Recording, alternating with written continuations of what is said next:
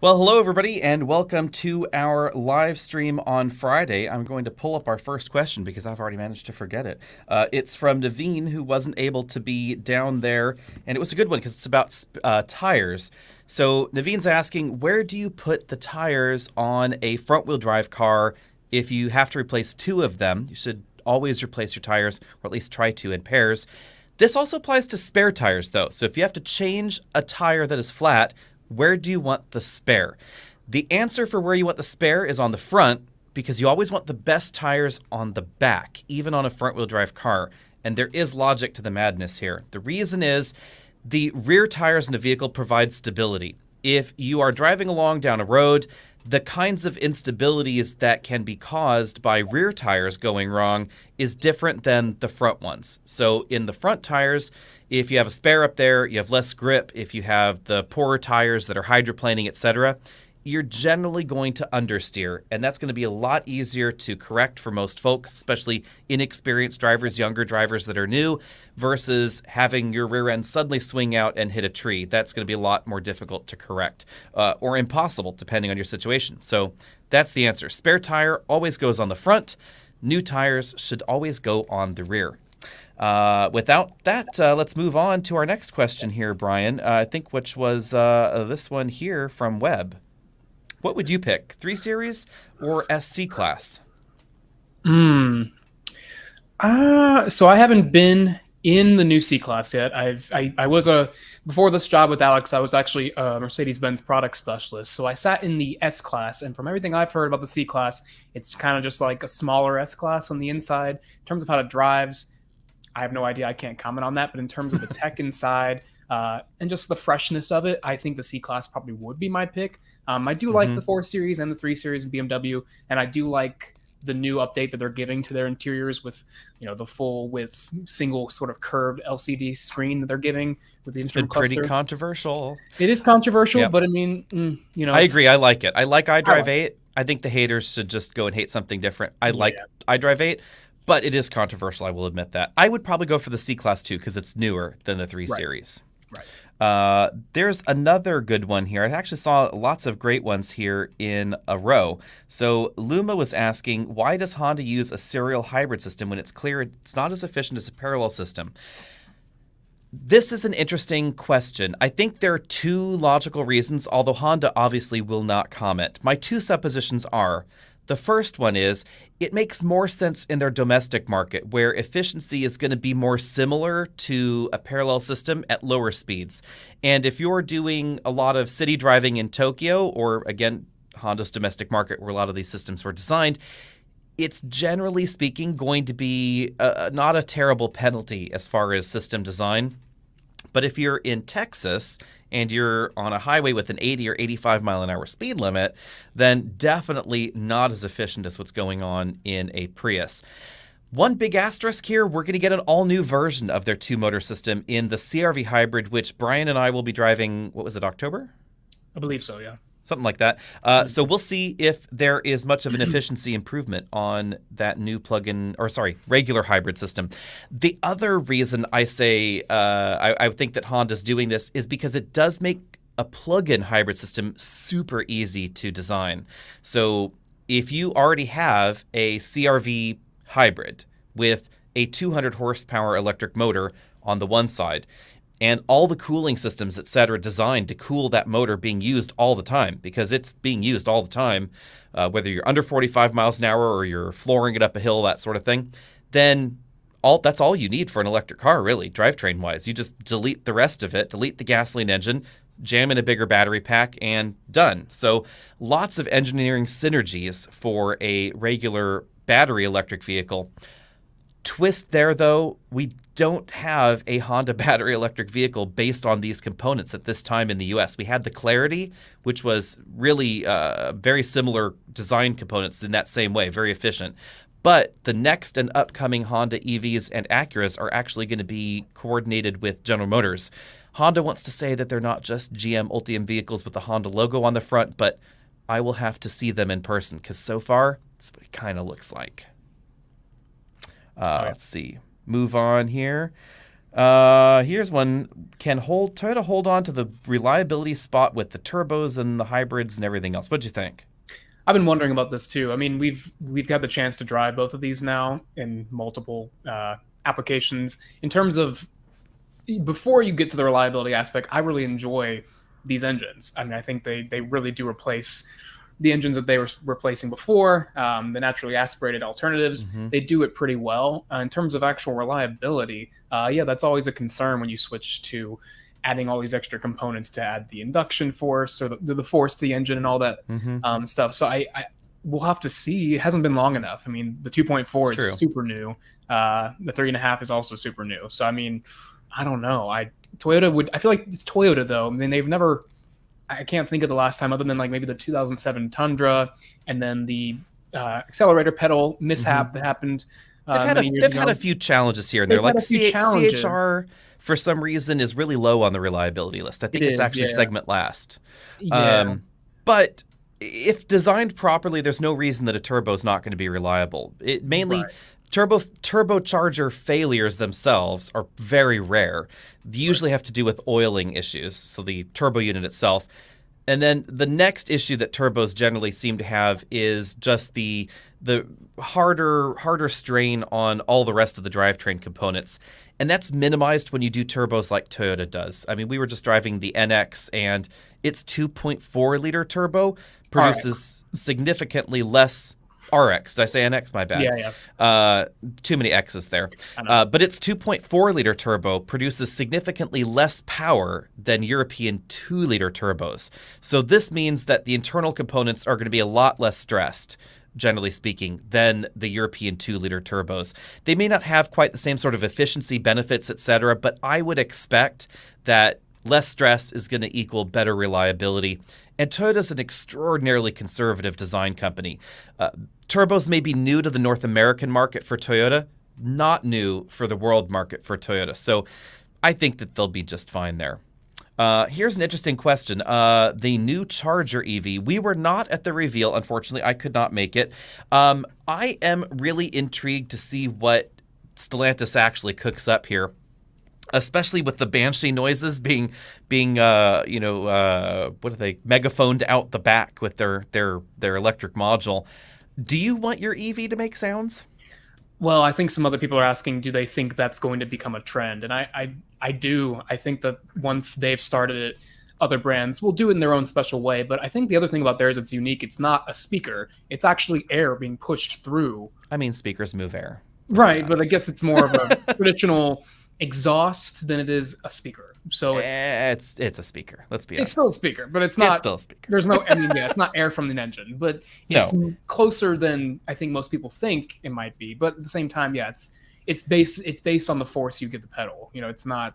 There's no revving. Well, yeah, because I mean, it's a speaker, and they play whatever soundtrack they Right, want over it. it's all software based. But I mean, Right. I've heard clips of it. From the unobserving general public on the street, they're gonna think it's an annoying, loud. That's Challenger. the thing. Yeah. And I think it might be less forgivable than a gasoline vehicle with a loud exhaust because there is some understanding that freer flowing exhausts create more performance. So there's a modicum of greater acceptance, I think, at least, towards a regular car with a louder exhaust. Other than that, I was surprised by a lot of the specifications. You know, they're going for an 800-volt architecture rather than sticking with 400 volts, which is what we find from Ford. We find actually in the vast majority of Ultium vehicles from General Motors as well. Worth noting that. Even their 800-volt EVs are 800-volt batteries, but not 800-volt design architecture for the entire system. So the motors, et cetera, are all 400 volts still. So I was surprised by that. We'll see what their charging setup ends up being like, and platform details are still a little bit sketchy, but I'm really intrigued to see when that really is on sale. That's the other tidbit. And I'm glad they made it a hatchback. I mean, it could turn out not to be, but I would imagine this is pretty close design-wise to what production will be. But yeah, it's a hatchback. It looks like it has a pretty decent amount of space behind it is 2 rows. It's got a back seat. Yep. But in the concept, it's got like racing bucket seats in the back, which I imagine won't be in production. But Yeah, I It's would a expect nice, it to be a large hatchback coupe is yeah. probably where we're going to see it. And I think that makes sense because Challenger sales are really good still. Mhm. So there is a market for something like this, I think. Oh yeah, they're very Hmm. Challengers and Chargers are very popular here in Atlanta, and the social media accounts that are like Atlanta specific are all like, "Oh no, rest in peace." Hmm. Like they're all very Yeah. upset about it. I So think it'll be okay there. Let's see here. Let's move on here. Barry has an interesting question here. Toyota's claim that there's no demand for EVs. Um, EV demand is a tricky thing because we don't actually know what the true demand for electric vehicles is like in North America because it can't be satisfied.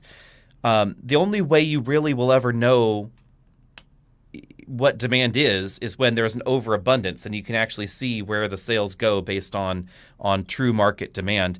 We aren't there, and we aren't there with any new car, oddly enough, in North America. New car production is under the true demand in North America currently by an estimated about 2 million units a year because of all the various shortages of parts and components.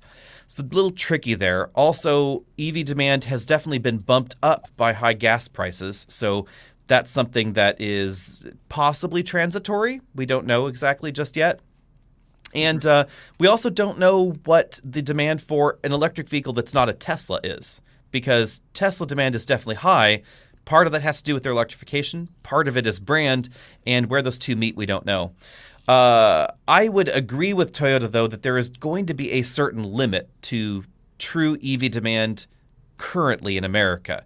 If you could meet everybody that's interested in an EV today, I don't think we would be too much higher in terms of EV sales than we are now, because there are statistically not very many young people, so not many millennials that are under 25 that are looking at buying a new EV because they can't afford one. There aren't too many baby boomers that are still buying cars, buying EVs. The bulk of EV adoption is in the 30s to 50s range age wise, and very, very heavily skewed to upper income owners, single family homeowners as well. So if you live in a condo, a townhome, an apartment, things like that, owning an EV can be tricky. So where those lines cross, I don't know yet. well, then as a follow up, Alex, as a current California resident, with California just now saying they want to try to ban internal combustion engine sales by 2035. I mean, is that ambitious? You think? Interesting question here. So, the important thing to remember about California's ban, quote unquote, is it's not really a ban, Right. and it's not a mandate in the way you would normally think of it. It's more of a goal. Hmm. California had zero emissions goalposts like this set back in the 1990s. We're still not there. Nothing happened. The sky didn't fall. Nobody got fined. So currently, the way the rule is being discussed, because it's not final, is that there is no enforcement mechanism. There are no fines for noncompliance. It's really just a target. And it is going to include plug-in hybrids as well. So it's not actually going to be pure EVs. It will be EVs, plug-in hybrids, fuel cell vehicles, blah, blah, blah, blah, blah. We don't know how that's going to be handled going forward, but California has shown that when these milestones are approaching and they don't seem realistic, they just push the goalpost out further. But it does appear that there is going to be more public investment in California in things like charging infrastructure as a result of this. And I think the reason that we can really tell it's not a firm set in stone date is that all the car companies seem fine with it, that I've heard of. General Motors is like, this broadly aligns with our strategic goals and things like that. It doesn't seem like a very hard and fast rule there. Hmm. Um, let's see. I just saw another super chat breeze through here, so let's go ahead and snag that one from Noel. Thank you, Noel. Let's see here. Smallest, most efficient SUV that can tow a 32-foot long, 3,500-pound trailer across the U.S. That's a big trailer, 32 feet long. I'm hoping that's from hitch to tail rather than not including the hitch. Right. Pretty much anything. Longer wheelbases are going to be your friend with a longer trailer. Let me say that. So you're going to want something as long as possible. Probably, I would recommend something with a load leveling rear suspension as well. I would say Grand Cherokee L, something like a Telluride would be okay if you want to go for a front-wheel drive crossover that might be more efficient when you're not tooling around that way. Explorer, Aviator are going to be good options. If you're looking in the luxury space, the X5, X7 would be good as well.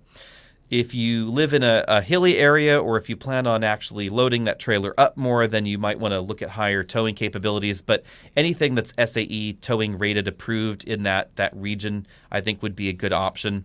You could also take a look at something like, a hybrid F-150 might not be a bad idea. The hybrid Tundra, not terribly efficient, but the hybrid F-150 might give you a slight edge in some of those towing situations. I would skip the hybrid Explorer, though. The fuel economy improvement's not great.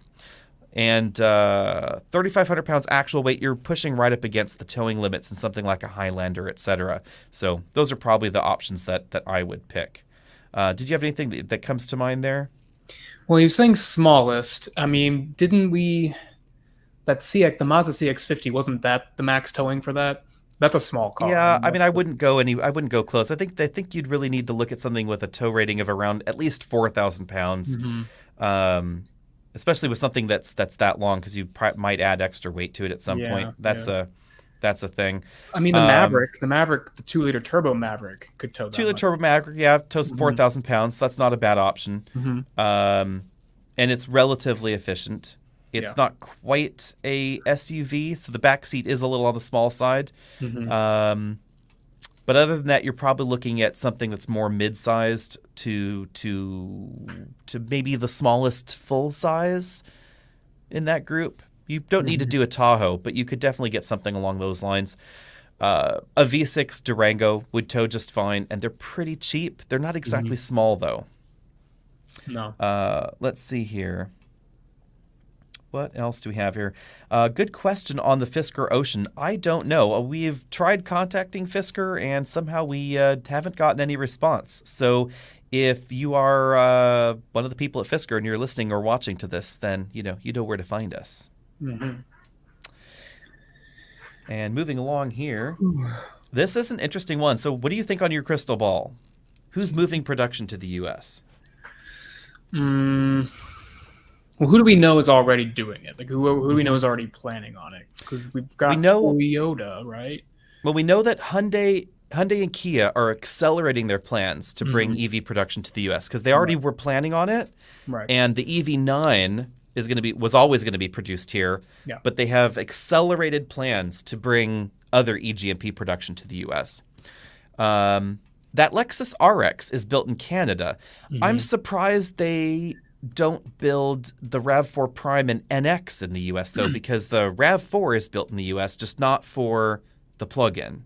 I don't remember where the NX is built, but it does appear that those plug-in hybrids are built in Japan. No comment on other North American production from Toyota at the moment. Right. Honda, they're going to be built in the U.S. because they're GMs. Correct.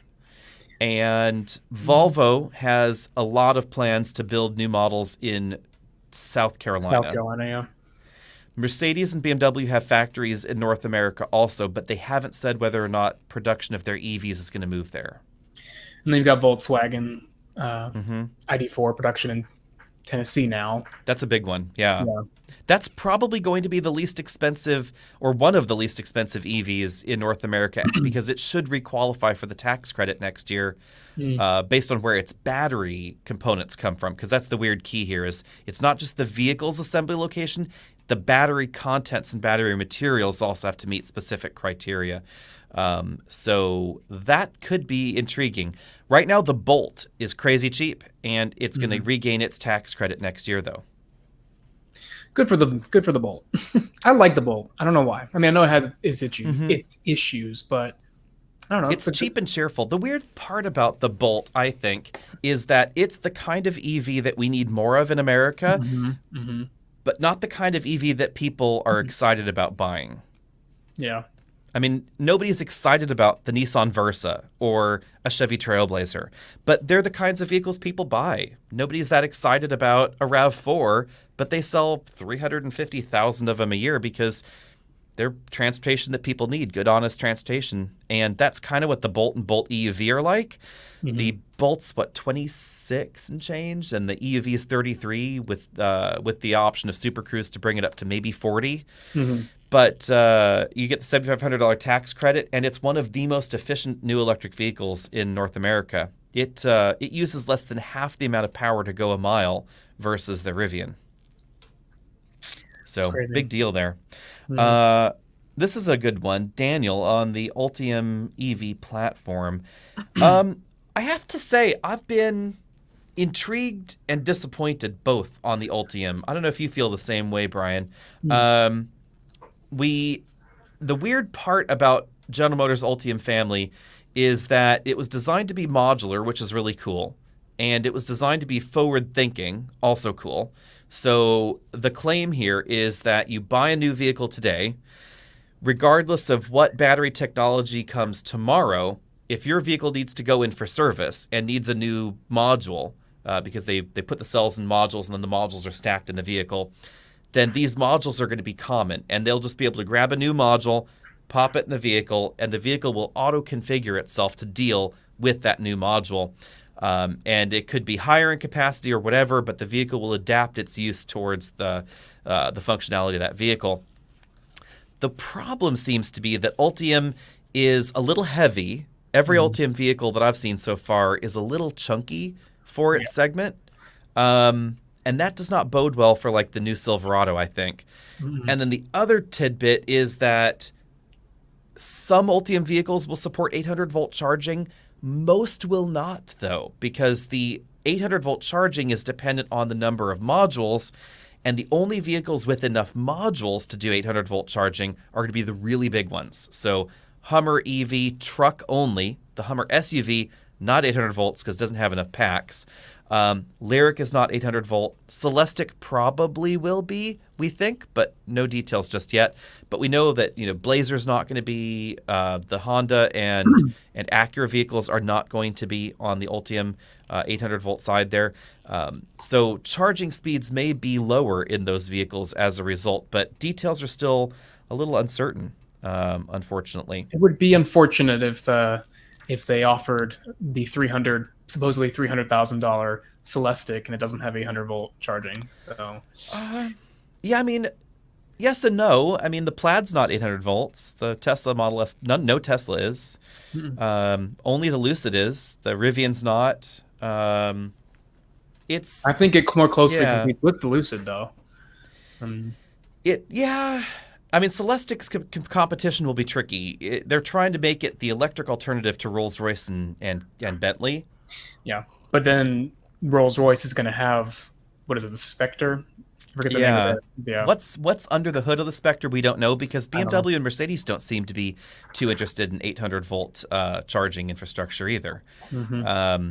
It's an interesting construct because technically 800-volt infrastructure is not required to charge really anything other than a Lucid Air or a Hummer EV at their max rate. You can do 250 kilowatt charging, 260 kilowatt charging easily within the spec of a 400 volt electric architecture. So 800 volts, absolutely not the key to Kia or Hyundai's fast charging speeds or the fast charging speeds that we find in any current Tesla. But it is easier to implement if you go up to 800 volts, because some of the variations that we see in chargers and software and the max current limitations on cables and connectors, etc., it's just easier if you connect to an 800 volt charger, but not actually required. And Tesla's a good example of that. Pretty much every Tesla on sale, very obviously there's some limitations, but practically every Tesla currently on sale will charge just about as fast as the fastest, or faster actually, than the fastest vehicles out there. Peak charging rate on a Tesla higher than an eGMP vehicle. It just doesn't sustain that quite as long, but that was a choice by Tesla on their battery and cooling design.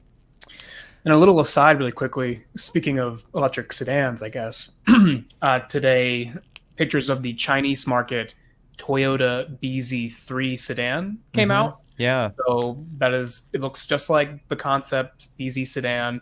Uh, the Chinese market version apparently is going to have BYD motors and batteries because Ah, China. Apparently, they're yeah, yeah, sourcing it yeah. from BYD. I doubt that's going to be the case for us when we get it, but that's No, pretty. definitely not. I think we have No, seen the end of Chinese batteries in yeah, North American vehicles. I would not be surprised if starting January 1st, the base Model 3 ditches the CATL pack in the US.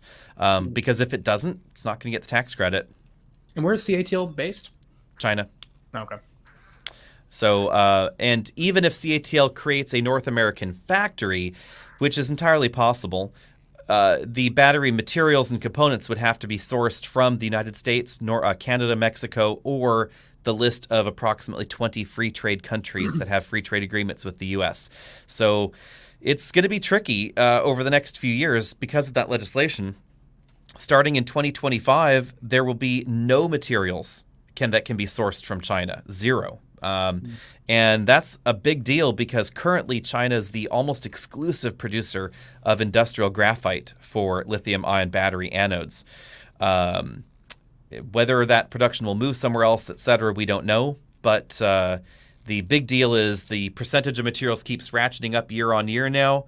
And then in 2025, nothing can come from Russia, China, and a few other countries that are of relatively little importance on that list as far as battery sourcing goes.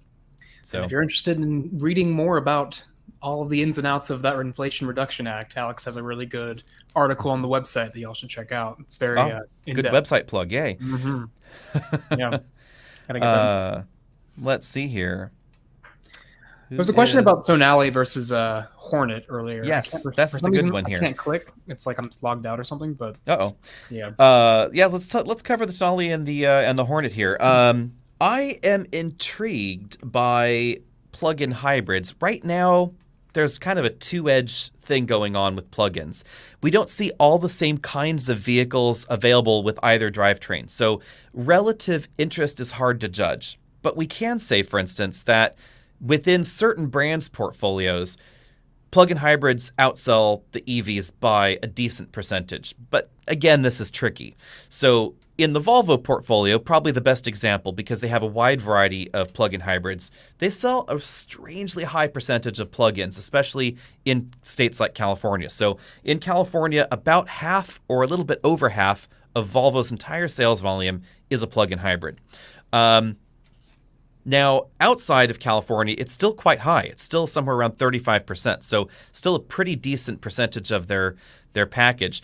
And I think the reason for that is specifically how that manufacturer chose to design their plug-in hybrids, because they're performance hybrids. They're not efficiency-focused ones, although there is an efficiency bump. It's like, do I want the 300 horsepower one that is okay acceleration-wise and gets 23 mpg, or do I want this bonkers crazy 4-second fast plug-in hybrid thing that also gets me 27 miles per gallon and has a tax credit? I'll take that one, kind of a thing. Mm-hmm. So I think that helps a lot. But if you're looking at do I buy a plug-in hybrid Prius or a Tesla? There's nothing exciting about the plug-in Prius. Mm-hmm. It's efficient, and efficiency is generally not sexy somehow. So I think this is going to really depend on the kind of plugins that we see. And specifically with the Tonale and the Hornet, this is that other kind of hybrid. They're targeting the plug-in hybrid as the performance model in a way that we haven't seen that from Stellantis. So the Wrangler 4xe, the Grand Cherokee 4xe, etc., they're not the exciting one in the lineup. They're not the fastest one. They're just trying to give you an okay option that gives you electric range. And Tonale and Hornet, you're going to get more power, bigger brakes, big Brembo calipers. There's going to be a track pack for some reason on a Hornet. That's mind-blowing. Would you buy a Hornet? We haven't had this conversation, guys, yet. No, we haven't. I mean, I prefer the looks of the Tonale better. I just prefer the Alfa Romeo front end. But I unfortunately know it's going to be more expensive.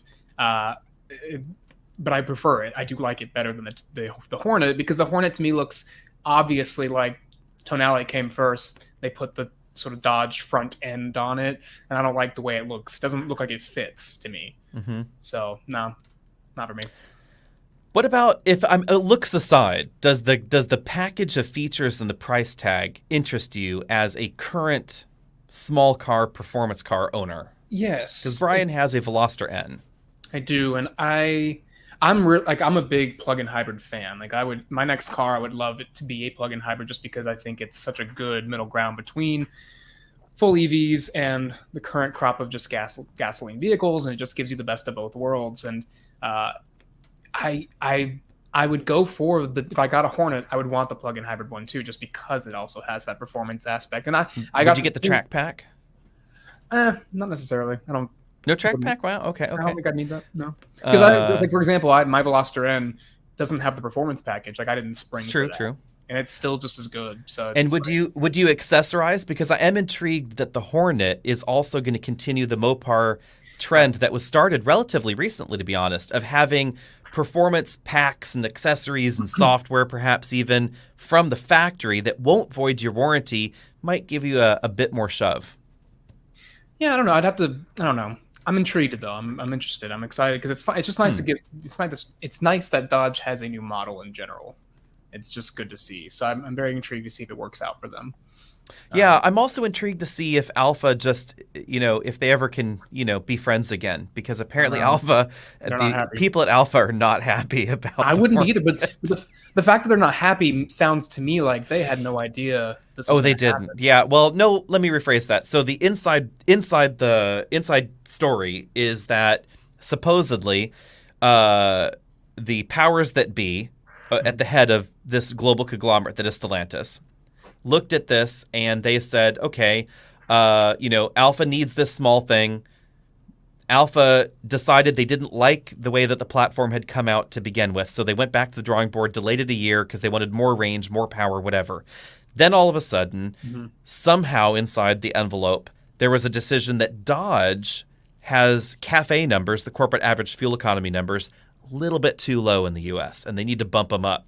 So there was a decision at some high level that Dodge should just snag a Tonale and call it a Dodge.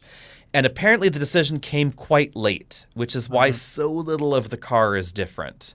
The doors are the same. The roof is the same. The hatch may or may not be the same, but it's really similar. And the rear quarter panels are the same. So the hatch definitely fits in the same hole. Front fenders, hood, bumper are different, but drivetrains are the same. And the interior looks it's the same, but actually it is a little bit different. Apparently. Yeah, it's quite different when you really look at it, because the entire injection molded section of the dashboard is different and things are placed differently, but same screens, same buttons, same steering wheel, same door handles, etc. I'm curious because I sat in the Tonale recently and it felt really good, even for its expected price tag as an X2 competitor. So assuming that it is indeed the same in the production model, because they're all going to come out of the same factory in Italy, it's going to feel pretty nice for a Dodge. The one other question that we don't have answered is, are they going to move production to North America? Because I'm sure at the beginning of this thought process, a under $40,000 vehicle with a federal tax credit would have been great. Now it's not going to get a tax credit because it's built in Italy. Yep. And that might also be kind of why, this is an aside again, but the Mazda MX-30, they're like, they just ran out of them apparently, and now they're not. We don't know if they're going to bring that back. And that range extending version was supposed to be a thing. We still haven't heard anything about that. I know some people are commenting about a range extended plug-in hybrid type situation. That was kind of what that was supposed to be, but I don't remember where that's built. That one's built in Japan currently. Yeah, so it sounds like they're kind of like... Yeah, Mazda was never planning on bringing very many to the U.S. Their sales target was around 500, so that's not a huge surprise. Yeah. It was a very limited run vehicle. They knew it. They needed the credits. It was a good way to get something out. Yeah. But, any move towards major electrification from Mazda is going to happen later. Here's an interesting question on regen braking. A lot of folks seem to get confused when we've talked about regen braking in Teslas, and this applies to Rivians and a number of other EVs as well. So there are two ways you can do regenerative braking in an EV. You can have it linked to the brake pedal, or you can have it totally unlinked from the brake pedal. And Tesla, Rivian, and a few others, no relationship to the brake pedal. So when you put your foot on the brakes, you get friction braking. It does not make the vehicle regenerate more power at all. It's just the brake pedal.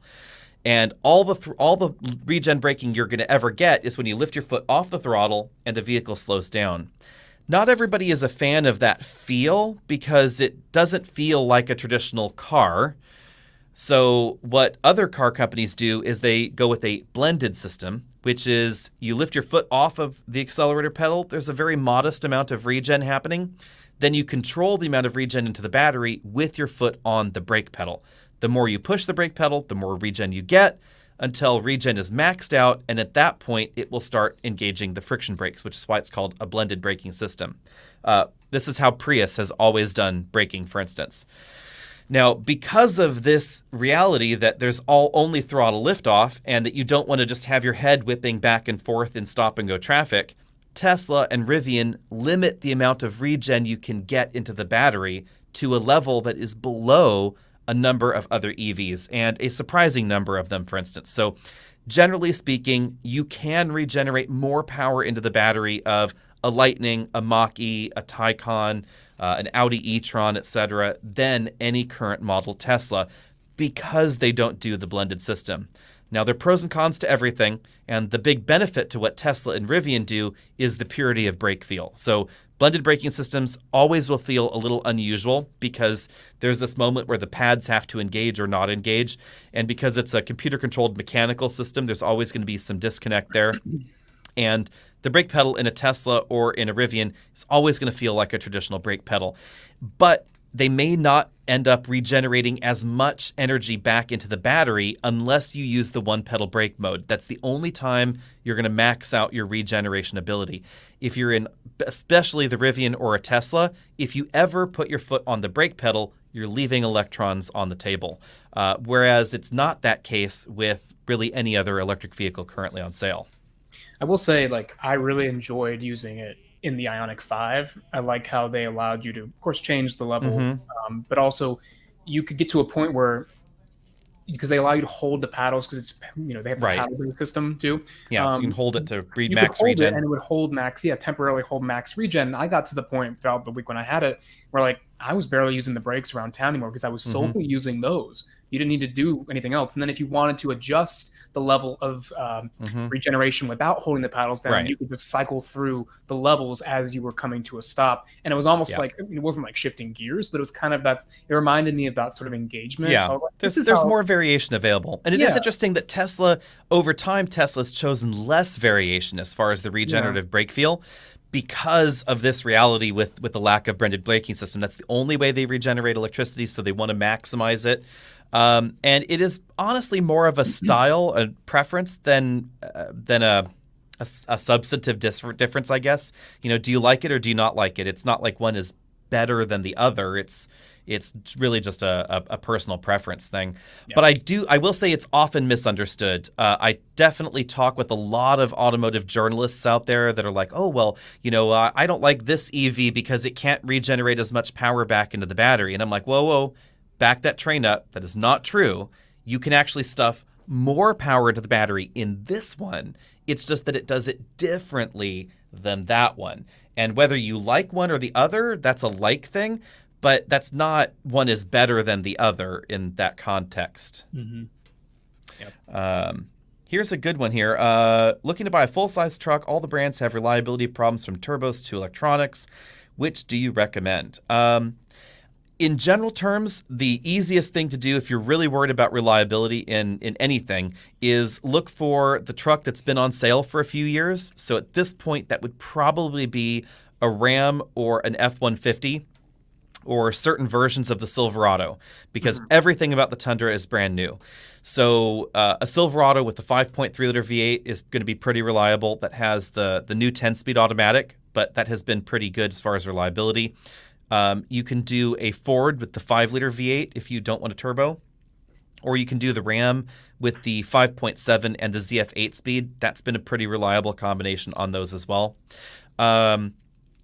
with pickup truck reliability, some of the statistics are a little bit tricky, and we've talked about reliability here before, but consumer reporting reliability numbers, something of a self-fulfilling prophecy. If you're interested in reliability, you buy a brand known for reliability and you report on its reliability, which then goes into the statistics and then informs you on your purchase of the next one and fulfills. So when we take a look, for instance, at consumer reports, reliability numbers, they have a much larger disproportionate data set for reliable brands versus unreliable brands. So there's tons of data on Toyota products and Honda products and, oddly enough, Nissan products as well. And a lot less reliability data on a lot of American branded vehicles. Classic example is their full-size sedan rating. They rate the Dodge Charger as the most reliable full-size sedan in America, but it's based on only 1 year of data out of the last 10 because nobody out there that buys consumer reports and reports their data owns a Dodge Charger except that 1 calendar year. So there's good data out there for Avalon. There's good data out there for Cadenza and things like that.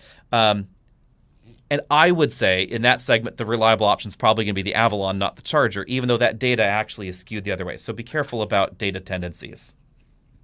Moving on here. Here is the Sorento plug-in hybrid. Interesting. This is an efficiency construct that I've always been intrigued by. So when you're thinking, because you've said you're interested in plug-in hybrid, are you interested in reducing or eliminating your gasoline? And do you find mitigation a unacceptable compromise versus elimination? No, I mean, the reason I like it is because it's mainly because I look for the ones that do the decent amount of all electric range, because I think about driving around town. I think about, well, I'm not driving more than 30 miles in a day. I could potentially own a plug-in hybrid, and if I charge it responsibly, I could barely ever use any gas. You know, we know some journalists who own Chevy Volts, the second generation Chevy Volt, and they've talked about how they've used a gallon of gas the entire year with that car. Like, it's wild what you could do if you really treated it like it's supposed to be treated. And as we know, and we've talked about before, some people or a lot of owners don't charge them, and I wish they would, because then they really see, wow, like there's a huge benefit to this. And so for me, I look for just the flexibility you get out of them. And, you know, we just drove the new Lexus RX, and they've got the plug-in hybrid of that coming out next year, and we got to briefly drive that. And we know the NX has its plug-in, and the RAV4 Prime. I've really enjoyed driving those two models before. And so I don't know. So I look at those Volt owners, and I know a lot of them too. I look at those Volt owners and I say, "You're crazy. Why'd you buy a Volt then? What? You bought the wrong car. If you drove 30 miles in a year on gasoline, which is what 1 gallon would be in a Volt, 35 at best, you bought the wrong car, because clearly any electric vehicle on sale would have been just fine." So you're dragging around a gasoline engine and everything associated with it for nothing. Why do we have this extra weight, extra cost, extra complexity in the vehicle? But same thing goes if you never plug it in. Why'd you buy the one with the plug? You know, that's the problem. So I would say, back to the question at hand here, though, I find the concept of wanting the gasoline engine to never turn on as a very American quality, I guess, to say. You know, as a culture, maybe this is a cultural stereotype, let me know. We don't decide we want to reduce smoking. We want to stop smoking. We don't decide we have a drinking problem and want to cut back to only a beer a day. We want to stop drinking. You know, it's why we had prohibition. We don't want the kids to, just have, smoke one, doobie a day. We want, war on drugs. This is your brain on marijuana, with Nancy Reagan out there telling us everybody we're going to die. Maybe that's just internalized, whatever. At any rate, but this I find to be the case with plug-in hybrids. So Sorento is ultra focused on efficiency, but to get there, it means that we have smaller electric motors. We don't have an electric resistive element heater. If you want to go faster, it turns on the gasoline engine because it's there already. And in a way, Toyota's method of dealing with this, where they toss in a heat pump and they have an electric only mode, it makes me ask the question, why didn't you just buy the full electric one? If you never use the gas engine, don't have a gas engine. If you want efficiency, it may not be in a vehicle that keeps you locked in EV mode, because that's not necessarily going to be the most efficient thing for you. Let me just put it that way. But I will say you have picked two really good plug-in hybrids that I would find it hard to choose from. The Sorento is excellent. I love all of Hyundai and Kia's plug-in hybrids. I think they've really nailed that balance of electric mode ability and efficiency and gasoline mitigation. So for instance, my daily commute, I would use very little gasoline. It would use gasoline because I'd have to get up a hill, but it would use very little, and it would allow me to shift a lot of my consumption over to electricity. In a RAV4 Prime, I would still use some gasoline to get to the office, but the construct is different. I would use all the electricity up front, then I would switch over to gasoline, but in the end, I would have still used the same amount of gasoline. XC90 is somewhere between these two worlds, and as our friends over at EV Pulse, thanks for watching, everybody at EV Pulse. I don't know who's actually watching. Is it Chad? Who is it? Just let us know down there. At any rate, he points out that yes, the Volvos can do all EV acceleration in some modes, but not all of them. The XC90 that we last tested, it's better at keeping it in EV mode, but if you hold the throttle all the way down for too long, it will turn on the gasoline engine. Because it's assuming you want 455 horsepower, and I don't necessarily find that to be a problem. Mm-hmm. Yep. We talked about this at the RX. Yeah. Are you okay with just having, Nissan? Well, actually, heavy Nissan Versa fully loaded with passengers, acceleration in your theoretically 455 horsepower car? Well, I think about when, we shouldn't talk about it in respect to RX, but in NX, in RAV4 Prime, I do like the immediate torquiness of the feel you get from their electric mode when you floor it. But of course, then it is, like you said, a leaf at the end of the day. It's like a 10-second 0 to 60. Mm-hmm. But think about who's driving these. I mean, for the most part, unless you're on the highway or you're trying to get on the highway or do something crazy, not many people who drive cars like that are really pushing them for the 300 or 400 plus horsepower they need.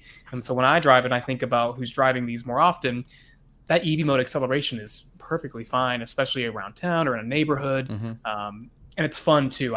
The difference between the neck snappiness you get from that all electric torque, even with the small battery, it's enough to make me giggle. Like it's still fun. So there's that engagement to it that I like. But I'm of the opinion that my right foot is capable of doing this pretty consistently, and it doesn't need to just do this while I'm driving. So, you can keep any plug-in hybrid in EV mode if you want by just not pushing so hard on the accelerator pedal. Right. I mean, this is a thing theoretically that we all learned in driver training. You didn't hop in your car in driver training and just floor it everywhere you went. Then I personally find it okay that harder means you want more. I'm just saying I've never seen my parents floor any of their vehicles in my entire life. So if I'm thinking, I know it's sad. I'm like, you should have fun. I don't know.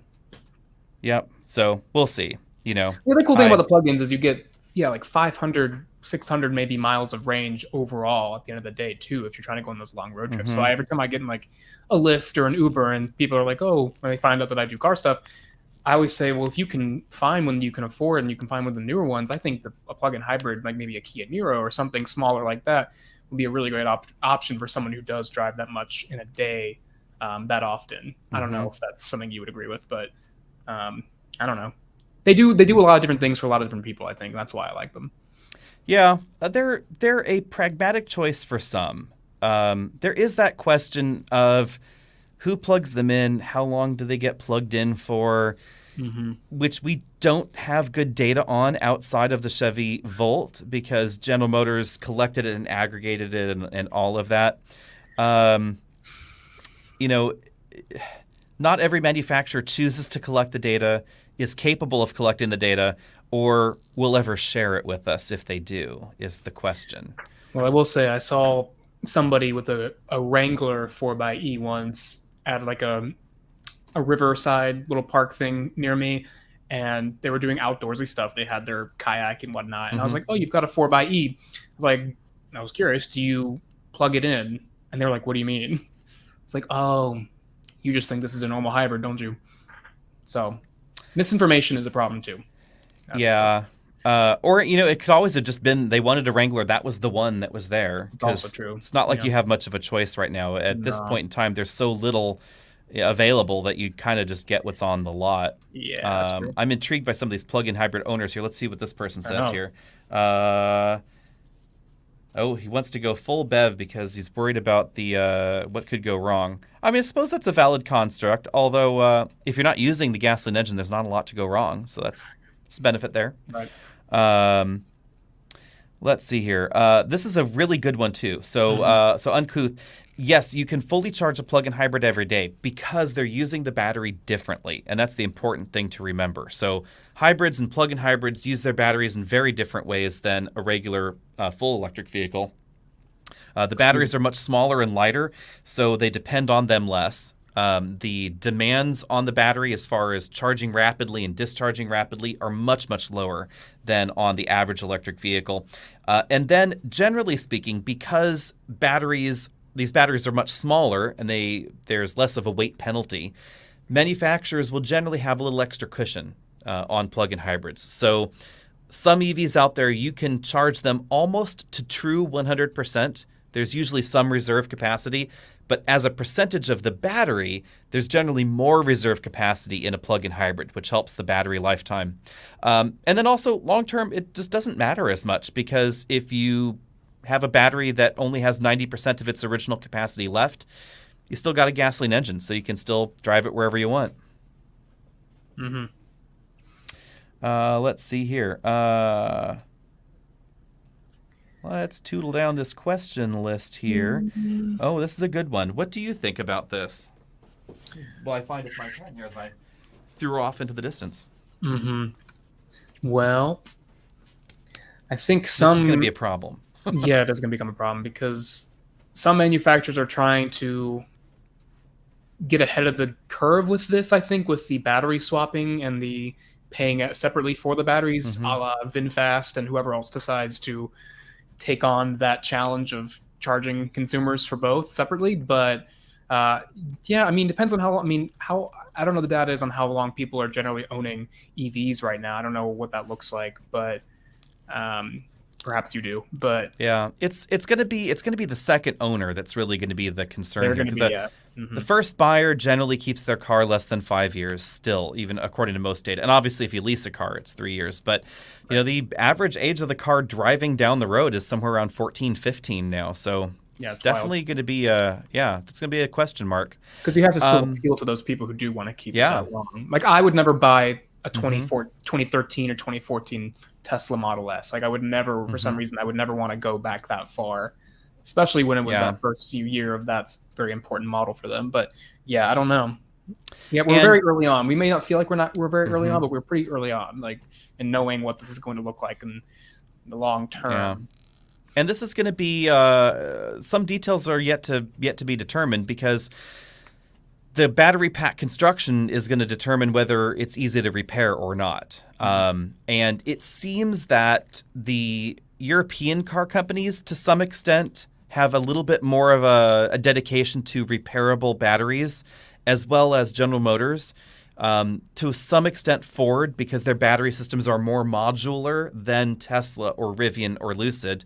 And when we take a look at the big names in the electric space right now, which would be Tesla, obviously, first, and then the other startups that are out there, especially startups like Rivian and Lucid that are using cylindrical batteries in the packs, the way that they're packaging them. The most efficient way to package a battery is jam all the cells together, like we find in most of these pack designs from the startups. Just one big battery pack. Maybe there's some structural dividers, but just jamming cells in there.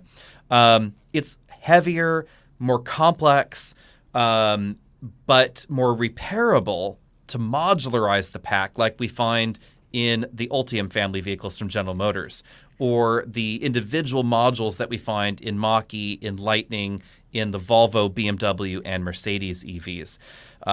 General Motors seems to be the only one that's really focusing on that future proofing of the modules, though. So the claim that you'll be able to put a module from vehicle A into vehicle B and the vehicle will adapt to the module. We haven't seen that much of a push from other car companies on that, and I agree that's going to be a problem. For sure. So let's go over here. Mazda's aim to go more upmarket. Well, thanks, Zach. I think they can. Well, based on what we've driven so far, I think that there's good potential that they could do a solid and convincing interpretation of a luxury vehicle. But it also comes down to powertrains and sort of the dynamics. They've already got good dynamics. They're coming out with this inline six powertrain and the plug-in hybrid system we've already seen with the CX-60 in Europe. So I think there's good promise. It's just we need to see them. Now, we did yesterday, I think there was a picture of a mule of the CX-70 that we're getting that came out. It just looked like a CX-5 with a big, addition carved out of the back. And so when we see the real thing, I'm excited to see how that one turns out. And the CX-90, I think those ones will be the telling cars. Like that, they will be here. Here's Mazda saying, okay, we're kind of resetting a little bit. Our interiors are already really good. I would say the CX-30, CX-5, not CX-5, CX-50, and the Mazda 3. Those interiors are some of the best in their class, if not the best, in terms of how nice they feel and how they look. But from what we've seen with the CX-60 in Europe, it looks pretty similar, just maybe even a little bit better, and maybe it's going to kick it up a notch with these other ones. I don't know, but I think they have a good chance. It's just the price sounds like it's going to go up accordingly, and so I don't know. They're probably going to end up somewhere Buick versus Acura kind of pricing is probably where they'll probably go, because they're not trying to be BMW pricing. They're trying to be this mid-level that we don't see as much anymore. Back when there was Ford, Lincoln, and Mercury, they want to be Mercury. They want to be Buick. They want to be Acura. They're theoretically not trying to be Lexus. Sure. But I am intrigued that they're doing it with a rear-wheel drive platform. The only bummer with Mazda is just they don't have any money. That's their big problem. Their corporate daddy is gone, which was Ford, and now they're on their own, and there's just not a lot of money rolling around at Mazda, which is why everything is very closely related, why we have the same engine family that we've had for quite some time. It's getting a little old, and we have the same 6-speed automatic that we've had since the dawning of time, which is essentially a reworked Ford transmission. So that's kind of a bummer. But they do good job where they have the cash. I just really wish they had more cash. It's that, you got to sell more to make more kind of a problem. Yeah, and it looks like a Car Dude 990 is like, I own a CX-50, but the torsion beam and the engine hold it back a little bit. And I think that makes sense. I mean, when I recommend the CX-50, I don't tell them anything other than it's a really good car, really good interior, to the people who don't care about car stuff. People who are like, I don't care what transmission or engine it has as long as it's good or easy to drive and comfortable. That's all I care about. No problem recommending CX-50, but then you want to talk about somebody or talk to somebody who's like, oh, well, I kind of care about those things. The 6-speed automatic, like you said, is old. But the engine is fine. The turbo is pretty good. But the torsion beam is kind of a back step for most people if they really care that much about it. So I don't know. But that's their low end stuff. I think that's like there's a threshold. They're like, okay, CX-50 is the last of the old Mazda, I guess. It's still new, but it's sort of the old formula. So well, we're gonna have to see, because it does appear that their smaller vehicles will still be front wheel drive. So it's not necessarily the end of it. It's just the confirmation that it will continue, I guess. It does not appear that we will ever get a rear-wheel drive Mazda 3 or a rear-wheel drive CX-30 or even a rear-wheel drive CX-50 or CX-5 sized vehicle. It seems that the rear-wheel drive ones are going to be only the bigger ones, and then the smaller ones are going to be something else. So that's part of the money concern, I think, in a way, for Mazda is, do they have the cash to now have two platforms? Because they've only had really the one, and then they redesigned a new small one, and the theory at the time when we first heard about that was that it was just going to get supersized, shrunken, enlarged over time. And now it just appears that there's going to be a big one and a little one without the synergies that we found in their big and little platforms before. So, Mazda CX-9 and CX-3, there were commonalities in terms of drivetrain that we do not see now. So that'll be interesting. And then, of course, Right Lane Hog is, shouting out to the luxury torsion beam rear suspension. Hey, not everything is so cut and dry. Right. Is a range extender, here we go, with, like i3, good for long trips when needed. I was intrigued, actually, I have to say, by the i3 back when it was brand new. And I did a lot of testing with it, including driving up to Tahoe from the San Francisco Bay Area, which is a pretty steep incline, pretty long inclines. And it did just fine. It was not efficient. That was the problem with the i3. A lot of folks assumed that since it had a tiny motorcycle engine in the back and a little generator, that it would be fantastically efficient. And when operating as a range extender, just maybe 35 miles per gallon, because serial hybrids just aren't that efficient. But that's not necessarily how all range extenders have to be designed. It's possible that, you could just use a Prius-like system and have something that's definitely more efficient and can still charge the battery in that same way. So let's move on here. We have a question here, another one from Brian. Ooh, thanks, EV Pulse, for spending money on me, even though we're sort of competitors there. Let's see here. EV-friendly non-coastal city. What are your 2 recommendations in flyover country? This is a good one. Yeah, so I'm actually seeing a lot now of Polestar 2s around here. And I haven't personally driven it, but everything I've seen you say about it and everything I've seen other people say about it, it seems like a well-rounded option. And it's got enough power. It's got a, average amount of range. It's not harder to get per se, but it's a different buying experience. So for somebody who's not trying to go through the dealership process and they want to do the easier online, car buying thing, maybe going the Polestar route might be for you. Atlanta is kind of a tech forward place now. And so I feel like there are a lot of people here who kind of look for stuff like that. So that would be one I think about. And then, no tax credit on that Polestar anymore. How does that affect your decision? I'm still learning and remembering which now applies with that. Pretty much only Ford and Rivian and Lucid EVs and a Mercedes, and then a few plugins get the tax credit now. Then Tesla, limited model choices, and Ford and GM will have it next year. Well, I don't really ever recommend Teslas, so I wouldn't recommend anything they've got. I do like the Mach-E. The one that you had, I drove multiple times. I really enjoyed. It was comfortable. It was sporty. Get over the fact that it has the Mustang name.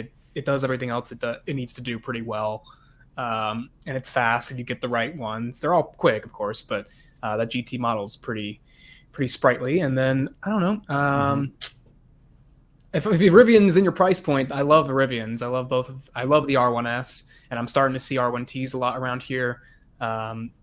If that's something you can get a hold of and you can afford it, I really like them. And then what else were the options for getting the tax credit at this point? That's pretty much it. Bolt and Bolt EUV will get it back next year. Blazer will have it, most likely. And Model 3 and Y should have it. At least some configurations there. So yeah. Anti-Tesla there. I'm anti-Tesla. I used to be not, but I've changed a little bit. Yep. Let's see here. We had some Mazda transmission comments that we should clarify here. So, yes, this is actually a weird twist with Mazda. So, Toyota does have some interest in Mazda. The problem is, for some reason, Mazda does not have much money still, and they don't really use Toyota transmissions for some reason. Let me look this up so I can be correct here in this percentage, because my understanding is that Toyota actually owns only about 5% of Mazda currently.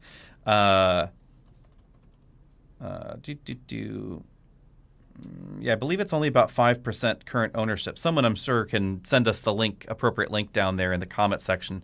But currently, all the transmissions used in every Mazda right now, except for the CX-9, which, as I understand it, has a slightly different transmission design, they're all Ford designs. And the reason this is a problem is because it's not Ford's latest 6-speed automatic. The transmission design dates back to the 4-speed from Ford. Then they added another gear. Then they added another gear.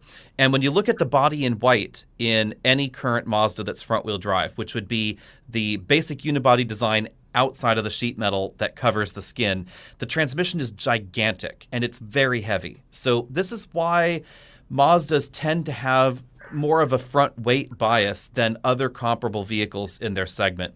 The 6-speed automatic is also not the fastest shifting and not the most efficient transmission. They have very efficient engines though. So Mazda spent a lot of money redesigning their engine families for the new Skyactiv G engine families. We're still waiting on Skyactiv FX if it might ever come around. Well, who knows? But they spent a lot of money really targeting efficiency on the engines, which has helped a lot. But when you look at the gear ratios that are available in, say, an Aisin 8-speed or a Honda 10-speed, they're leaving performance and efficiency both on the table. These vehicles would be faster and they would be more efficient if they had a more modern transmission, and they would be lighter, which would improve their handling performance as well. Unfortunately, the inside story at Mazda is that there's just no money around to make those kinds of changes, because we see, even in new models like the CX-50 that Brian and I recently drove, it uses the same engine and same transmission that we find in a huge variety of different Mazda products, because that's the one that they have. And the backstory on the why the 6-speed and why they don't buy someone else's transmission is because when the Ford Mazda split up happened, the transmission and engine factory was already controlled by Mazda in Japan. So they didn't have to buy someone else's engine and transmission design right away. It was sort of spun off in the sale. So it's actually cheaper for them to keep building that same transmission and then design, hopefully, theoretically, something new in the future, which is what we're going to see in the rear-wheel drive products. But it doesn't seem likely at this point that we're going to get an 8-speed automatic in their front-wheel drive models anytime soon. There have been lots of rumors swirling, but nothing concrete about that particular upgrade. Some of it is helped out by the fact that Mazda has relatively good CAFE numbers, because of some of the design choices and the fact that their vehicles are all smaller and more efficient, etc. But this is a concern as Mazda moves towards a more premium position and a blend of vehicles that are skewed heavily towards all-wheel drive, because now all of their crossovers are all-wheel drive. Yeah, and now the inline 6 powertrains, they're getting an 8-speed. They are, yes. But we don't know whose it is yet. Right? Yeah, okay. It's probably an Aisin, would be my guess. So that is the one thing we don't know just yet. Gotcha. Let's see here. Moving on here, we have another super chat here. Thanks for that. Which Lightning would we pick? That is an interesting one. Which one would you get, Brian?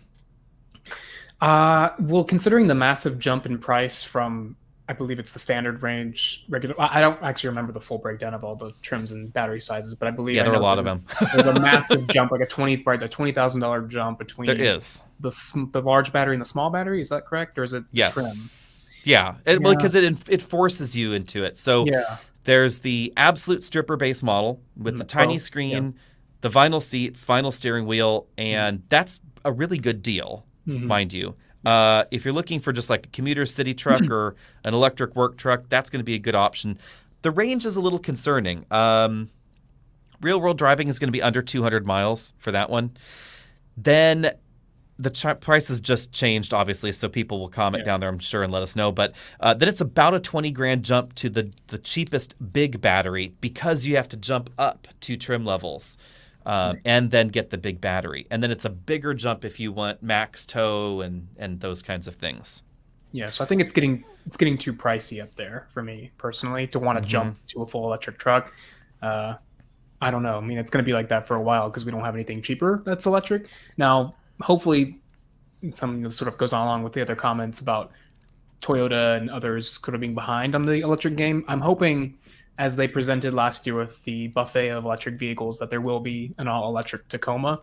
in the next 2 or 3 years, because we know that's coming out Mm-hmm. relatively soon, maybe the next 18 months, the regular one.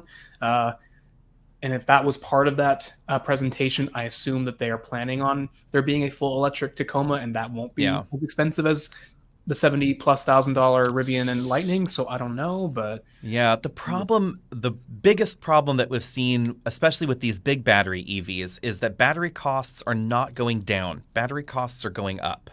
And that is a big problem for huge battery EVs like Lightning, like Rivian, even bigger problem for Hummer. Expect Hummer and Silverado's price tags to go up through the roof because Silverado EV is going to have the same battery pack that we find in the Hummer. And the cost of a number of key components inside every lithium-ion battery this calendar year have gone up about 140%. So really big price increases on battery components. Actual per kilowatt hour average cost of lithium-ion batteries doesn't see the same kind of upward trajectory, but it's still a curve that's going in the wrong direction. There was a lot of pricing, forecasting, and new vehicle development being done based on an assumption that battery costs would be continuing to drive down. And we just don't see that, unfortunately, which is why we've seen such a precipitous rise in pricing over at Tesla. I think a lot of model pricing that we saw in early 2022, late 2021, was still based on this plan that battery pricing would go down, and that maybe a car manufacturer would lose money year one, maybe they'd break even year two, and then start coming out of the curve year three. And I think the realization has been that Lightning was underpriced. And that, if you thought maybe we'd lose money here and we'd start making money and then we'd be out of the curve in year three, and that's not how you're going, then you got to start pulling up right away. Yeah. And they have with the Lightning and Mach-E, pricing has gone up quite a lot. And we're going to be seeing more. One to the point of this comment down here, yes, I do believe Ford recently kind of officially / unofficially said that a Maverick and a Ranger Lightning will be coming. Now, I'm sure they will be. How soon? Who knows? But I would be shocked if they weren't. And they basically said they are. So you can expect there to be less expensive Ford electric trucks. But who knows what the range is going to be like? We have no idea. Yep. And I'm going to be interested to see what Toyota cooks up as far as the electric truck, because it's always possible that this next generation Tacoma could be coordinated with the global Hilux, because because Europe definitely is going to be getting an electric truck from Toyota at some point soon, because they sell so many trucks in Europe and around the world that they absolutely need to fill that niche with something. So it's entirely likely that even if by some happenstance there's pretty big separation between Tacoma and Hilux as far as being based on the same platform but being separate for separate markets, that the electric one might be a lot more common because of that reality. Now, the one tricky part is now it's going to have to be built in the U.S. in order to qualify for the electric tax credit, and that means that you cannot coordinate your assembly locations for Hilux and Tacoma anymore. That's a tricky one. Well, I believe the reports for a while they're saying that the Tacoma and Tundra are on the same platform this time. So, I mean, if Tacoma's going to scale versions. But if Tacoma can do it, I feel like that means Tundra potentially, if they do another 14-year long generation, sometime in the next 14 years of the current generation Tundra, there will be an electric one as well. I mean, 14 years is a long time, so it's always possible. I mean, with the body on frame truck, the frame just gets thrown away like we see in the Lightning. You just throw away the old frame, you design a new frame, and you jam the same truck on top. So it's not particularly difficult. By all accounts, developing the Lightning was a rush job compared to developing, say, a Rivian on a dedicated new platform, because you had to design the whole thing. And with the Lightning, all they did was just jam the old truck on top of a different frame with the battery. Whether or not we see the same thing at Toyota, we don't know yet, but it seems entirely rational that you could adapt to the same thing. Toyota just has fewer synergies at the moment when it comes to battery electric vehicles, and they have very low volume full-size trucks in America. So they don't sell the Tundra anywhere but here, really. There are some gray market imports in other world markets, but basically it's the United States. It's a North American product. And sales absolutely pale in comparison to everybody else. Tacoma, though, Tacoma sells well. So It's still the Tacoma's best a seller in the rational segment, one. right? It's a bestseller in the midsize segment, which is, a much smaller segment. But it is still the bestseller there. So it sells far more than Tundra ever sells. Mm-hmm. Put it that way. And I used to own one. I used to own a 2016, so Mm-hmm. it's a good truck, but I despise the engine and the transmission combination. It was just not fun to give it any sort of gusto. Mm-hmm. It was just not great. Yep. Steven's asking in here, will we see a multi-gear transmission make sense in future EVs? I would assume so, and there are a few reasons for this. The first one, of course, is that Porsche and Audi use a multi-speed transmission in their vehicles, rear axle only, mind you. But there is logic here, and it's not just for performance EVs. I would not be surprised if we saw economy-focused EVs with multi-speed transmissions, because it will improve efficiency, although the difference is not as large as in a gasoline vehicle. But keeping your motor in the right RPM range is going to have an efficiency impact. There are other ways of controlling motor efficiency, of course, as well. So with BMW, they get a broader range of efficiency RPMs because they have an active excited stator inside their motor. So up till this point, every electric vehicle or plug-in hybrid sold in North America has had either an induction motor or a rare earth magnet motor, permanent magnet motor. And Tesla, for instance, started with the induction motors, and then they went to permanent magnet motors because permanent magnet motors are, generally speaking, a little bit more efficient. Induction motors, less expensive and use fewer rare earth minerals.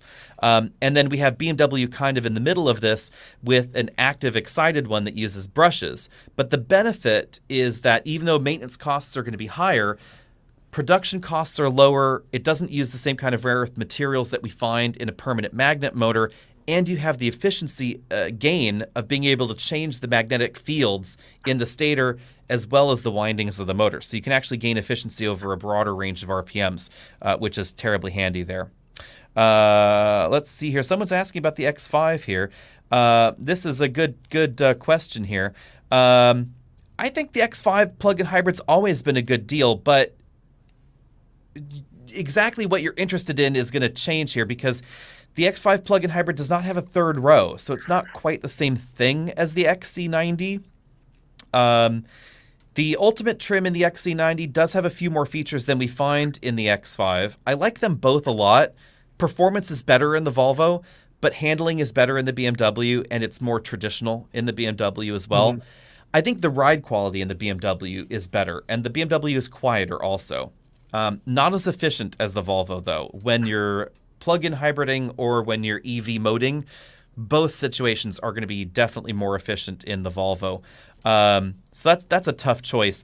At the moment, though, the X5 qualifies for the federal tax credit. So if you are shopping this year, then you should probably get the BMW if that applies to you, because it's going to be $7,500 cheaper.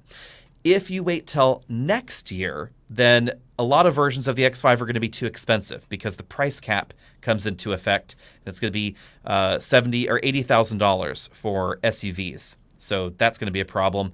And even though production of the XC90 plug-in hybrid might ultimately move to the US in its next generation, it's probably going to be too expensive to qualify for the credit. Let's see here. That's why the EV9 is going to be so interesting if it is, like they said, being built here, and it's going to come in at around 50K and have possibly 336 miles is what they're saying. That's going to be impressive. That's going to be interesting. Here's a good one. Are we keeping the EV6? Probably not, but you'll have to wait for a separate video on that. I don't know when it's going to go, though. And then warranties on EV drivetrains. A lot of EVs actually have long warranties on batteries. The Kia and Hyundais warrant the entire drivetrain about that long. I wouldn't be surprised, although it may not be much of a competitive problem because EVs tend to be very reliable motor-wise. So there may not be a marketing advantage to that kind of stated warranty. Yeah. Let's see here. We have another one here. Bolt Credit 2023. It is returning for sure, as far as we know. The one question we are unclear on is where are the battery components sourced from? We know it's built in North America. We know the batteries are assembled in North America. So all those check the right boxes. If the mineral content and component content also checks the right boxes, then they should be fine. The batteries are built by a Korean company, so that bodes well because South Korea has a free trade agreement with North America, with the United States. Tripping over myself here. So they are in the party. If the battery components are assembled there, etc., as long as the final production of the whole thing is North America, we should be A-okay. Let's see here. There was I don't know if you have one, but there was one earlier at 6:31. Lion Runner, he asked, and I can't click it for some reason, but he was asking about what do you think about crossovers having off-roadish focused trims like the Wilderness Edition, Trail Sport. Why can't they build more crown clearance, smaller wheels, bigger tires for all trims? Well, I just had the Nissan Pathfinder Rock Creek, and that did have much beefier tires than the normal Pathfinder, the 18-inch wheels, beadlock style rims. They weren't actual real beadlocks, but a little bit higher ground clearance, a real roof rack, the real heavy-duty roof rack that can hold like 220 pounds, a little bit extra power if you put premium fuel in it. I think that's the best example of an SUV like that where they went a little bit further than just the appearance and maybe upgraded tires. They did a couple of other things too, and I was able to do some pretty fun off-roading stuff with it. Nothing like Jeep Wrangler level, but that's been the best example I've seen of them putting that kind of effort into an off-road oriented trim. But everyone else pretty much is an appearance package. And until Subaru offers an Ascent Wilderness Edition, which for the refresh they just launched, they didn't bring one, they didn't introduce one, so I guess they're not going to do that for the Ascent. But we have Palisade XR. The Ascent's a little too big, I think. It's a little too big, yeah. But the Subaru Wilderness does improve capability, generally speaking. That's what I'm saying. The main reason that we seem to be seeing them, especially at a Subaru, and they were really upfront on this, was that a lot of large volume Subaru dealers, especially in New England and the Pacific Northwest, were already doing a lot of dealer customizations. So car would come off the transport before it was even on the lot for sale. They would send it to an outfitter, or they would do the outfitting themselves, and they would put, bigger wheels, bigger tires, big roof racks and things like that, and graphics as well on the vehicle, and charge a lot of money for it. So Subaru corporate saw this and they said, we want a piece of that pie. We want to have the vehicle that you can buy everywhere and has a warranty on all those parts, which is what customers had been asking for. So that seems to be a pretty big driving force across all car companies, is that they want these appearance models of more variation. And some of it also, I think, is driven by the fact that crossover sales are up. And formerly, crossovers made up a very small portion of the pie. And as they're now dominating the industry and they're the ones with the volume, it's just a lot easier to justify 10 different trim levels, 15 different trim levels of this or that, because the volume is there. Yeah, and I think the reason that they're not all beefy tires and small rims is because myself included, I like the look and the style that comes with a low-profile tire and a 20-inch plus rim. I think that can look pretty classy and stylish, and Hyundai's proven that with Palisade, and other models, other competitors in that three-row segment have as well. I mean, you can kind of imitate a more premium car with that look, and I think that's what people have been gravitating towards. So that's why they're not all like that. Yeah, they're not all off-road oriented, I guess. Yeah. Here's a fun-loaded question. You ready for this one? Why do Hyundai Kia reviews never include criticisms? Oh dear. I don't know. I think that we have lots of criticisms in all of our videos, like the whole LCD thingy below the instrument cluster, below the infotainment system in pretty much every new Kia that does infotainment and climate. That's dumb. Not a fan of that one. You're always complaining that the big screen doesn't have wireless Android Auto. Or Apple CarPlay. I mean, that's not as we've discussed, like, it's not going to charge that fast if you do the wireless charging and wireless. So I'm okay with it, but it is weird that they haven't offered it. I know there's supplier or something, other issues. I think there was another issue you've discussed before. I don't recall what exactly it is, but I mean, that's not a deal breaker for me. There are just a couple of sometimes like trim structure type things, and not offering, like, for example, a Kia Carnival. You can't get a sunroof unless you get the top prestige trim, and it's only a large dual pane setup. It's like, why not offer like the Toyota Sienna, where they give you a smaller moonroof on the lower trims, and then you get the option of a large one, or because then it would be more expensive, right? So it's like, They do things here and there that I'm not happy with, and there's some designs they're putting out right now that I'm not a huge fan of, but a lot of them I am. So just it's hit or miss depending. But I think every brand's like that right now. I mean, there's so much saturation and so many things. So. I do know a lot of people seem to be offended by the rise of Kia and Hyundai, They really are. which is interesting. I don't know why they push some buttons here and there, but the fact there are two facts that are, I think, indisputable, and data actually bears these things out. First one is they were really bad 20 years ago. Kia more than Hyundai. Kia was atrocious 20 years ago, really super bad, but now they are really, really good. And no auto manufacturer has gone from one place to the other place as quickly as Hyundai and Kia have. And I think that's what's caused a lot of these mixed opinions. I mean, if your experience was 10 years ago in a Hyundai or Kia, 15 or 20 years ago, then yeah, you might not be a fan. But if you've bought one in the last 10 years, chances are you're probably in their fan club, because they've been solid vehicles getting consistently higher and higher reliability and customer appreciation scores. Every manufacturer has a stumble here and there. The typical complaint about Hyundai and Kia that I always see in the comment section is, oh, they recalled a bunch of cars because of whatever. Here's breaking news. Every car company has a recall on a car. Like, I'm almost positive that even this year alone, I believe, every single car manufacturer has had a recall of some sort this calendar year. It's very normal. Actually, problems with cars, that's more of a nuanced argument. So when you take a look at the NHTSA recall information, it will usually tell you these details, like we're recalling 800,000 cars because they all have this common component, and it failed in 5 cars, and it will tell you the details of what went wrong. Oftentimes, recalls happen with no customer interaction. So manufacturer has noticed it in their testing. The press has noticed it in testing or whatever, reported it back to the manufacturer. Manufacturer does a recall, and then customers have to get the vehicle fixed. So like our EV6 has a recall on it because there is some software issue that sometimes the vehicle may not go into park, but according to NHTSA, it's never happened to a customer. It was internal testing where they determined this.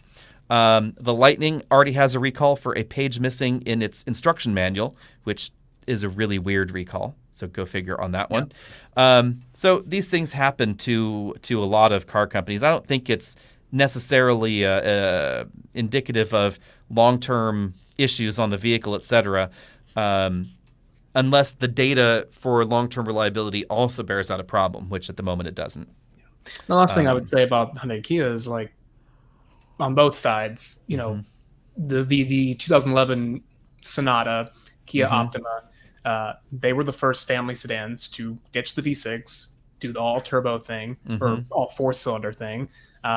They put out the Hyundai Veloster. They put out the Kia Stinger. They've got a Hyundai Santa Cruz. They've got all these really interesting models that no other competitor would dare to put out right now. It's like they tried it, and some people bit, or some people were interested, and some weren't, and they did it, and they went there and they did it. And I give them a lot of kudos for trying, but then also the dealership experience is horrific for both.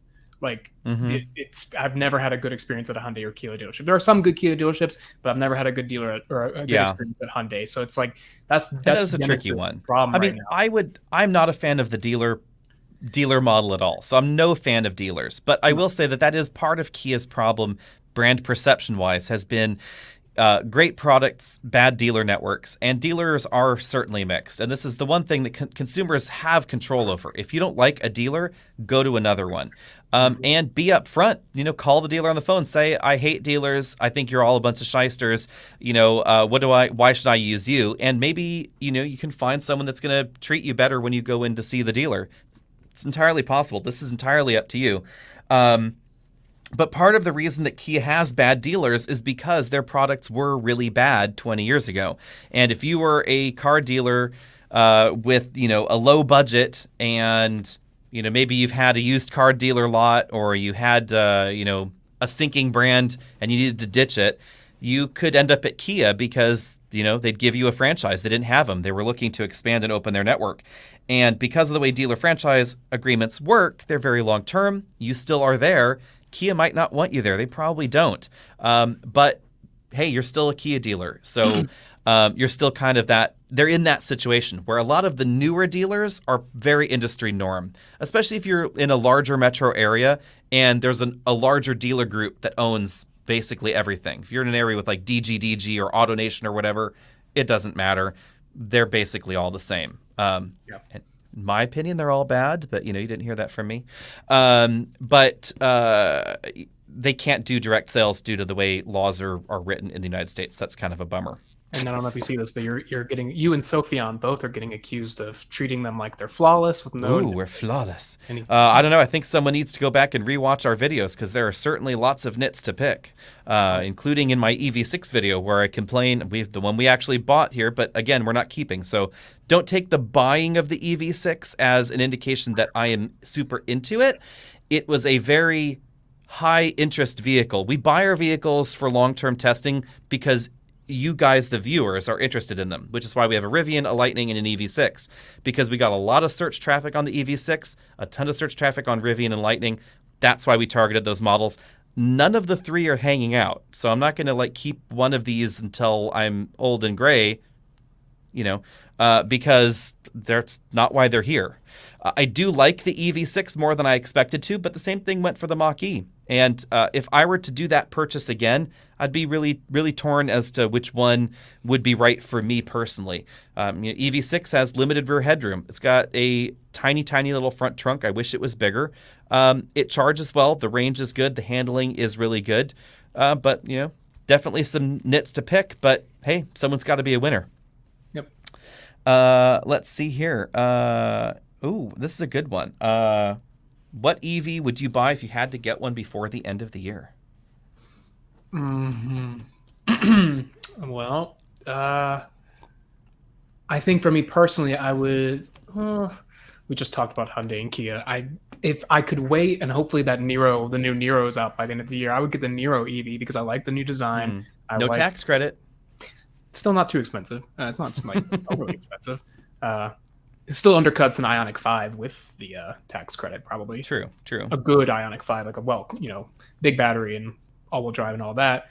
And actually, a fully loaded, probably top spec Niro EV is probably going to have close to the range of a rear-wheel drive large battery Ioniq 5. And they both, or EV6. EV6 is going to be longer because the Niro should be about 250-ish, somewhere in that range. The Kia is over 300. Gotcha. Yeah, I just, for me, it's their design's really good, and I like the tech, and I like their interiors. They just do those things a little bit better than the others for me, and that's for me. The Ioniq 5 is, if money were no obstacle, that's the design of the year for me, and I love the way they look. If it were just design alone, that's the one I would get. But thinking about all the other stuff, something a little bit less expensive. So, yep. And if I were buying a new EV, I suspect that I probably would have just kept the Ford that we had. I think it was a good balance of decent range, decent performance. There were obviously still things I wasn't the biggest fan of on the Mach-E, a reasonable number of them, to be perfectly honest, as with any new vehicle. But it was a good balance, and the pricing was right. If you can get one next year, then it will get the tax credit again. Whereas a lot of EVs are still out in the cold. The Bolt EUV, I really like more than I thought I would. The problem with it is certainly going to be your use case. So for me, efficiency is of prime importance, which is why the EV6 and rear-wheel drive actually would be still on my list, as would a Bolt EUV. Because I live off grid. If you haven't seen the videos, they're out there on the channel. And that means that actual power consumption is incredibly important. I absolutely could not survive with the Lightning or Rivian, especially at winter. There's just not enough power to charge them. I mean, they use a lot of power.